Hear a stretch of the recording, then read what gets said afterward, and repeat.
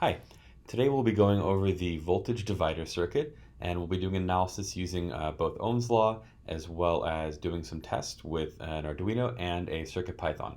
So the reason we're going to be studying this circuit is that it actually plays a really important role in many types of analog sensors. So frequently these sensors will have their wiring diagrams and they'll show the sensor set up with another either a pull-up or a pull-down resistor. I'll get to that terminology a bit later. Um, and implicitly, they're using this voltage divider framework in order to relate the measurements of the sensor to the voltage at the pit. This isn't generally stated, and so my hope is by spending a little extra time on the voltage divider circuit, we'll be able to basically unify the way these sensors work. That way you'll have a deeper understanding of what they do. And also, if you have a sensor that might not have a good data sheet, or maybe there's a conflict between the data sheet and the way that you might see it wired in a tutorial, or you have a different resistor, for whatever reason, you'll be able to make any necessary adjustments in order to basically get the project to work as you'd like. So, first thing I'd like to do is just talk about the basic diagram. So this is the normal setup that we'll see. So we have the voltage coming in from the power source. On the device, it'll usually be labeled either 3.3 or 5 volts. The current then goes through a first resistor, R1, with current I1. It then goes to a second resistor named R2 with a current of I2 before going to ground. If you're used to circuit diagrams from, let's say, an E&M physics class, you're used to seeing a loop, so you can kind of imagine this would be the positive end of the battery, this would be the negative, but this format is more standard when you're dealing with microcontrollers. The other addition we have is that we have another wire connecting here between the two resistors, and the voltage level here is usually called voltage out. Now, the pins themselves are referred to as input pins because an input to the device. So it's kind of confusing difference in terminology, but again, this is called the V out, but really it's the voltage going into these input pins, depending on your device. Now, a couple things that I would like to add to this over the standard drawing is one, to color code it. And what this does is just reminds you that until you cross some element, the voltage along any wire is the same. If there's a junction or a turn, so that means that everything up here is at the input voltage, again, 3.3 or 5 volts. Everything here in blue is going to be at the same voltage, which is that V out, what we're trying to measure with our analog input pins. And then everything on the other side of resistor 2, since this is connected to ground, all has voltage 0.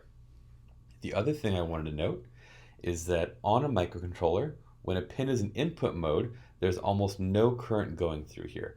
Essentially, there is a resistor with a huge amount of resistance on the side of the device, and so what that does is essentially means there's no current going through here. It's not exactly none, but it's close enough that it's reasonable for us to model this essentially as an ideal voltmeter, where it's just measuring the voltage here compared to ground without there being any actual current going through. And this ends up being important for our assumptions. Primarily, if there's no current going through here, that means all the current is moving along this path. That means the current through resistor 1 and the current through resistor 2 are equal because the current has nowhere else to go. And so instead of looking at current 1 and current 2, it's just I throughout our analysis. So that definitely helps us out a bit. So next up, we have Ohm's law, which everybody should be familiar with by now. Now, this is the standard way that it's presented. This isn't my favorite because just like how F equals ma mixes up cause and effect, it should be A equals F over M if you've taken mechanics. In a similar vein, the current is caused by the voltage, not the other way around. So if I'm looking at the current through a resistor, it's the voltage divided by the resistance. And even this could use some cleaning up because it's not the absolute voltage level, it's actually the change in the voltage from one side to the other that causes the current. So in this format, we see, again, we have our analogies with water, where if voltage is like water pressure, basically the harder you're pushing, the more the current is going to flow. Similarly, resistance is more like an obstruction through a pipe or the pipe being really narrow. the more narrow the pipe, the less the current's going to be. So all this is saying is that the harder I push, the more current there is, and also the more resistance there is, the less current there is. So with that, we can now start analyzing our circuit. So we're going to start first by looking at the path of the current as it goes from here down through the entire current down here. So in that case, it's starting at a voltage of V in. It ends up at a voltage of 0. And since this is a series circuit, the total resistance, we would actually add those together. So this is the current through the circuit in terms of the resistance of both of these. Now, we don't need to worry about this minus 0, so great. We're all good there. Now, we could also look at the current through just this one resistor instead of through the whole loop. And if we do that, this is where our assumption comes into play. The current through here is equal. So if we do that, we would have I equals, the voltage that we're starting with here is actually that V out. And then it ends up at 0 because we're going to ground. And all of that is now over resistance of just R2 because we're looking at just the current through here, analyzing just this one step. And again, that 0 drops off. So we now have this current in terms of the resistance of both of these and the resistance of R2, V in and V out. So what we'd like to do, our goal here is we would like to figure out what the voltage we're going to measure is based on the resistance of the two resistors here. So we have two expressions in terms of I, which means we can set those equal to each other. So let's just move this over here. Okay, so we now have V in over R1 plus R2 equals V out over R2. So what I'd like to do is solve for V out actually. So I'm going to bring it over to this side. And we're just going to bring that R2 over there. Okay, so we now have the output voltage, which is to say the voltage that we're going to measure on our input pins, equals the resistance of resistor 2 multiplied by our input voltage divided by the sum of the two resistances. So whenever you derive a new equation, it's always a good idea to do a sanity check, which is to say, plug in a few values that you know what the outcome is going to be and see if it matches up with what you're expecting. So let's look at the case first where R1 is 0. So looking at our equation, if we have R1 being 0, then the denominator just becomes R2. So we have R2 over R2. Those will cancel out, and all that we would be left with is just V out equals V in. So let's look at what that would actually physically mean. If R1 had a resistance of 0, then it just becomes a straight wire, essentially. So we would have a wire directly connecting V in to V out with no resistance or anything in between. So it makes sense that those two voltages would match. So that part looks good so far. Then let's look at the case where R2 is 0. If R2 is 0, then we would have 0 times V in. The numerator just becomes 0, and the denominator is R1, so that would mean V out would equal 0. Again, looking at our diagram, if R2 is 0, that means there's just a direct wire connecting ground to V out, or our analog pins. And so in that case, the voltage would be 0, which makes sense. So this looks like this really captures some basic features, so this does make sense. Another thing we can do is for intermediate values is to actually start checking some sample values. So the first thing we're going to check is the case where we have two identical resistors. So in that case, we would just have one resistance R. So we would have RV in over R plus R, or over 2R. The R's would cancel, and we would end up with the output voltage is just the input voltage divided by 2. So in this case, that makes some intuitive sense, but this one should require some checking, and so now we can actually start moving on to looking at actual circuits and testing things instead of just looking at math. So let's start doing that. So here we have an example of this exact circuit set up with an Arduino Uno style board. So I made sure that the wires are the same color as the colors in the diagram. So red is connecting to power. In this case, I'm connecting it to the 3.3 volt output on the Arduino Uno. Then we have one kilo ohm resistor. In between, we have the line running from between the two resistors to analog 0. There's another 1 kilo ohm resistor, and then finally that is connected to ground. So if we were to now look at the voltage readings, first using a multimeter by hand, by checking the change in voltage between the power and ground, we see it's 3.3 volts, no surprise. And so now we actually get to check. If we look at the resistance between ground and the input pin, we should see half of that, which would be 1.65. And in fact, we do. So our formula, at least for one data point, has provided a good result here. We can also test this instead of an Arduino Uno for a circuit playground. Again, I'm trying to keep these videos sort of independent of any particular hardware. So in this case, it's the same setup again. This uses alligator clips to connect, but the colors are still the same. In this case, I'm using 470 ohm resistors, but they're both identical. So in any case, the voltage drop across both is 3.3, as we would expect, hooked up to the 3.3 clip in red.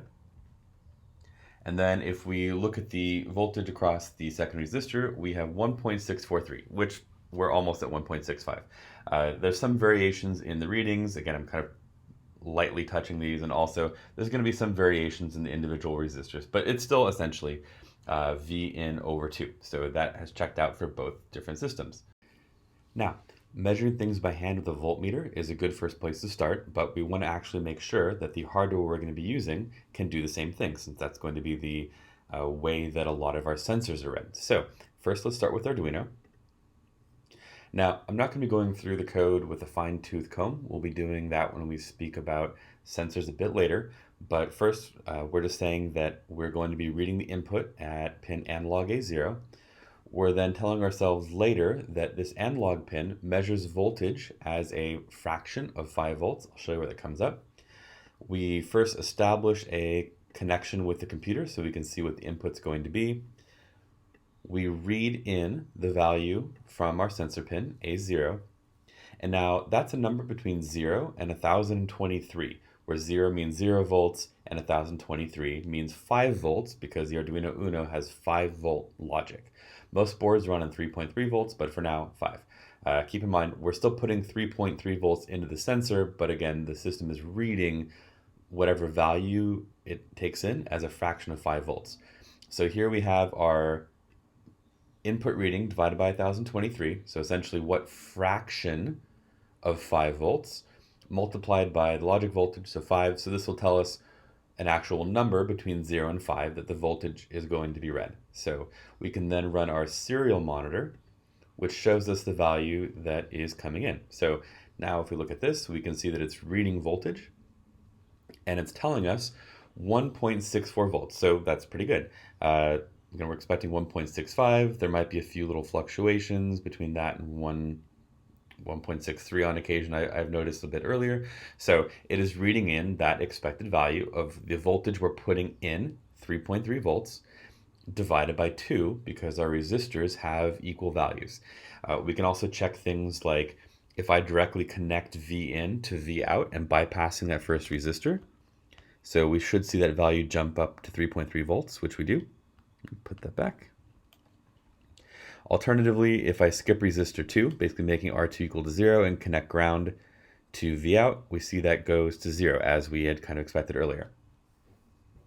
Okay, so that's it for the Arduino. So next up, we'll be looking at CircuitPython. So now we'll open up our Mu editor. So we see a program that looks pretty similar to what we had for Arduino. So we'll be reading the inputs analog in from pin A0. We read in the raw value, and once again we determine the voltage by looking at the fraction of the logic level. So for the Arduino, the voltage ran from 0 corresponding to 0 volts, and 1023, the maximum, corresponding to 5 volts. for CircuitPython, instead of a maximum raw value of 1023, the maximum raw value is 65,535. So any value that we get in is going to be a fraction of that. So to determine the voltage, we take a raw value, divide it by the maximum, and then multiply it by a logic level. Now, in this case, this is a 3.3 volt board, so this value is a fraction of 3.3 volts. So we take that fraction, multiply it by 3.3, and that gives us the measured voltage. So we can just save and run this program, so it's automatically running. So now if we look at the outputs, we see 1.65, 1.66 volts, which is, again, what we're expecting. So that's good. One other adjustment, and this is going to be more important later as we have things that have the resistance change more smoothly, is it's really easy to plot these values as a function of time. So to do that, comment out our earlier print statement.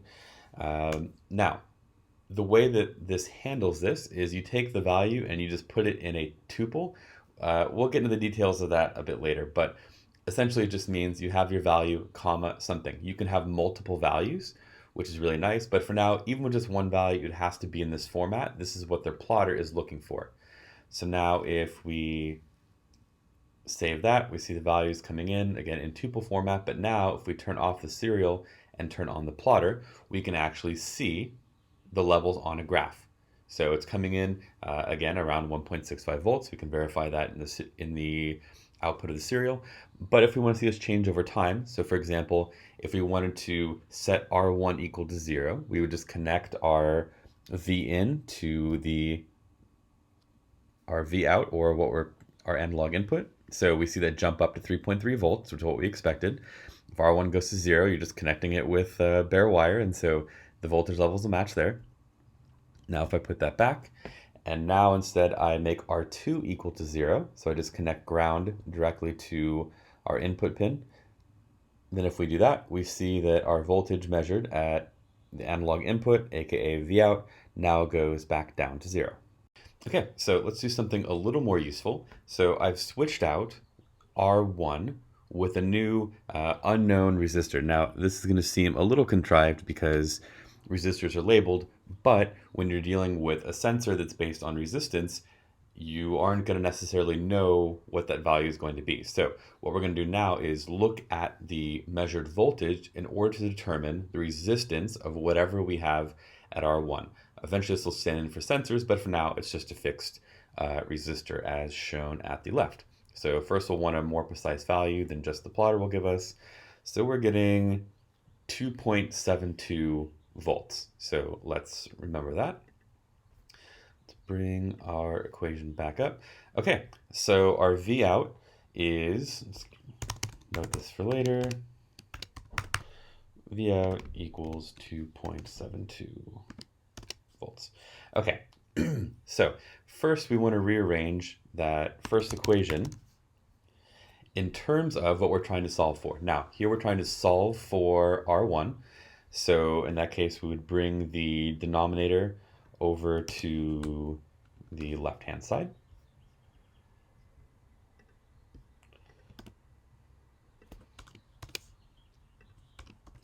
Okay.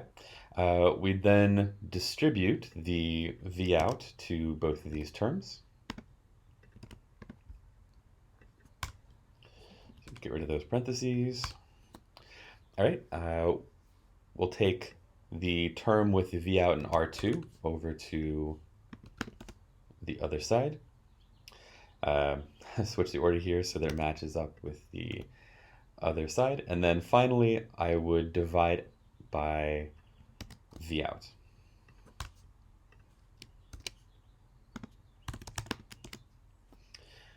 Okay, so we now have an expression that R1 equals R2 times V in minus R2 times V out divided by V out. We can actually make this even a little cleaner by putting some parentheses around here. Okay, so it's the difference in the voltage times R2 divided by V out. So if we plug this in, we know that R2 was 470 ohms. So it'll be 470 ohms multiplied by the difference in the voltage between our V in and our V out. So in this case, our input voltage is 3.3. Our output voltage is 2.72. And again, we can put that down here. Okay, so we have 470 times 3.3 minus 2.72 divided by 2.72. So let's run that in the calculator. So we have 470 times 3.3 minus 2.72, all of that divided by 2.72, which gives us 100.22 ohms. So omega, great. Let's widen this out a little bit. Okay, and if we were to look at the pattern, we would actually see that this is in fact a 100 ohm resistor.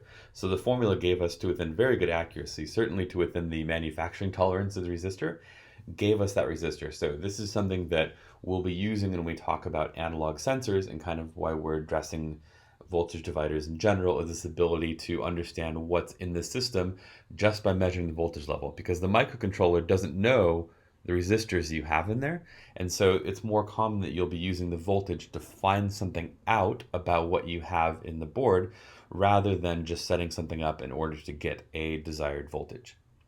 So that'll be it for now on voltage dividers. So next up, we'll be using this information that we've learned about how to read these values and our analysis in order to understand analog sensors, a lot of which rely on changing resistance of the material, either as a function of light in the case of a light sensor, or how an object has been flexed in the case of a flex sensor, pressure sensors.